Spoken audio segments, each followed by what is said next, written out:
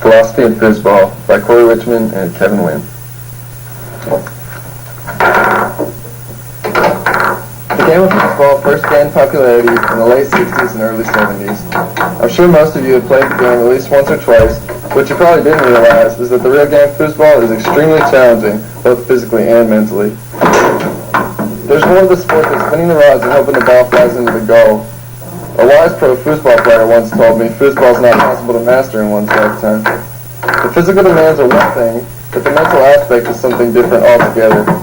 Although the game is commonly referred to as table soccer, any foosball player will tell you it's more like a fast-paced game of chess.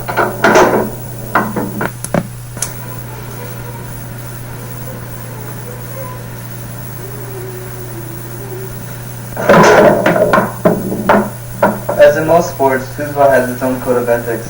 There are two basic types of players, bar and tournament players. Most bar players are less skilled than tournament players and don't take the game as serious. The rules of ethics vary from player to player. Certain bar players think it is unethical to count shots from the 5-bar or slot points.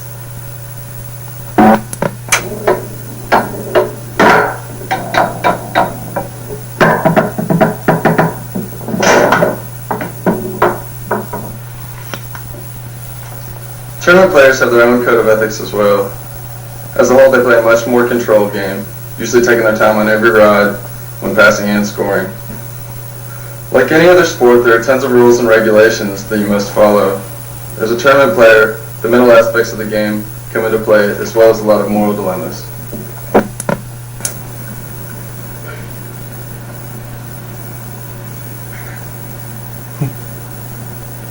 Each action on the foosball table also comes a moral dilemma. The passing rod, also known as the 5-bar, is where most games are won and lost. The more opportunities you give yourself to shoot from your 3-bar, the more likely you'll be able to outscore your opponent. Consider the calculus felicity when it comes to passing. For instance, certainty.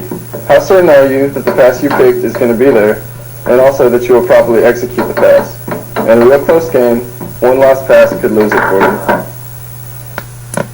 Once you've gotten the ball to your scoring rod, also known as the 3-bar, another dilemma arises. There are three basic holes to shoot at: straight, split, and long. In the calculus felicity, consider foosunity. How many more opportunities will you have to shoot the ball? The shooter picks a hole and waits for it to open. Perfect execution is critical, and also complete mental awareness of the next move of your opponent. Although to most it would appear the goalie is moving around pointlessly, there's a series of baits and tricks in order to make your shooter hit the hole he wants.